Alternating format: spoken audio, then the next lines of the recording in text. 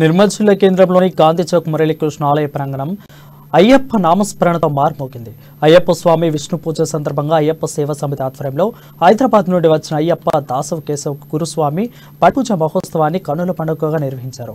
ఈ సందర్భంగా గణపతి, సుబ్రహ్మణ్య స్వామి, అయ్యప్ప ఉత్సవ విగ్రహాలను పంచనామామృతాలతో అభిషేకించి వివిధ రకాల పూలతో అలంకరించారు. అనంతరం పదునెట్టంబడి వెలిగించారు. కోట ప్రభాకర్ రెడ్డి గురుస్వామి భజన బృందం ఆలపించి భక్తి పాటలు ఎంతగానో ఆకట్టుకున్నాయి. పూజ కార్యక్రమానికి విచ్చేసిన భక్తులకు అల్పాహారం ఏర్పాట్లు చేశారు. ఈ కార్యక్రమంలో అయ్యప్ప సేవా సమితి సభ్యులు, భక్తులు అధిక సంఖ్యలో పాల్గొన్నారు.